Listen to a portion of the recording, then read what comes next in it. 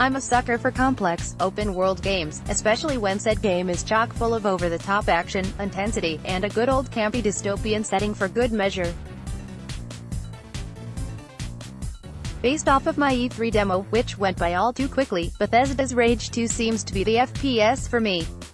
The title looks to take something of a Fallout 4 approach, not just in terms of its gritty, post-apocalyptic atmosphere, but from a gameplay standpoint as well. It melds first-person shooting with a basic underlying structure of RPG-like progression and customization. It places this all into a massive open world rife with violence and ruin to help paint the scene.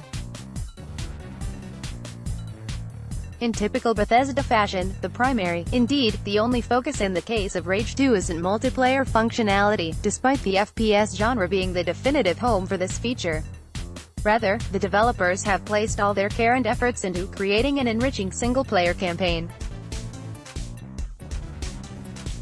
There should be no shortage of content or replay value despite no word on any online support, given how massive and in-depth the game looks to be. And with the FPS's godfathers at id Software handling the shooting elements, and plenty of destructible environments courtesy of co-developer Avalanche Studios, we should be in for quite the ride with this one. The sequel promises a wider variety of larger environments, more enemy factions and monsters, as well as a larger array of abilities and upgrades to play around with. There also looks to be a greater emphasis on vehicular combat, which should serve to rev up the action even further. Though the game looks to continue with many unique traits of the first entry, including the return of the charmingly off-the-wall Mutant Bash TV arena battles. With a large scope of the environments, Mutant Bash TV should serve to dial things back to an enjoyable simplicity and distill the action to a more old-school basic survival mode.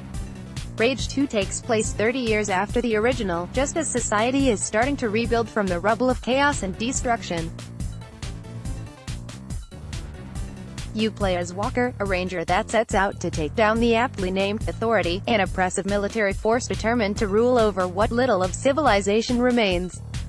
My demo was but a small segment of the entire campaign experience, but provided a wealth of intensity and entertainment throughout my roughly half-hour run regardless. I was dropped near the entrance of a large structure containing multiple levels. The building appeared as if it had been mercilessly bombed within an inch of its life, as it was littered with debris and missing entire segments. The perimeter was beset with ruins of concrete chunks, shipping crates, smoke and dust particles hovering about, and plenty of foes popping from various cover points, all gunning for me. I also soon noticed the game's emphasis on an almost cartoon-esque color palette of flashing lights, graffiti, and explosive effects that looked more Borderlands than Mad Max, though influences of both art styles seemed prominent throughout. While my demo consisted a lot of run, shoot, cover, advance, repeat, I was given an array of amusing powers and support items to toy with, in addition to fun secondary weapons like a boomerang, keeping the repetition at a minimum.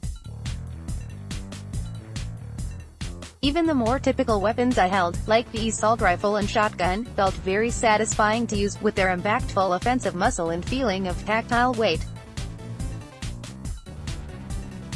Running and gunning through mobs of enemies was a figurative and literal blast.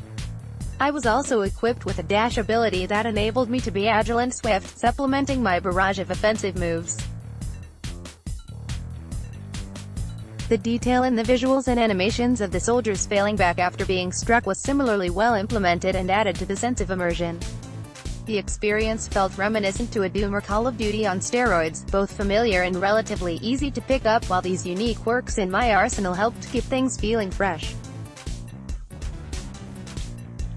One such bit of ingenuity is a sort of shooter equivalent of a Super Saiyan move, which jacks up your power to an almost absurd degree and allows you to utterly plow through groups of baddies for a limited time. You're also able to initiate melee-focused moves that make an impact during heated battles. These include a sort of punching, shatter move and a ground-pounding slam that smashes all feeble opponents in its wake. There will likely be more to unlock as you progress, but I was having a grand old time messing around just with this handful of moves. While they do of course come with a cooldown time to minimize cheap spamming, there always seemed to be something else to resort to in order to get ahead in battle. The enemies didn't often go down easily either, which offsets your overpowered aura at times. There was also usually a sizable number of them emerging from every which way, further ensuring the game won't be too much of a cakewalk.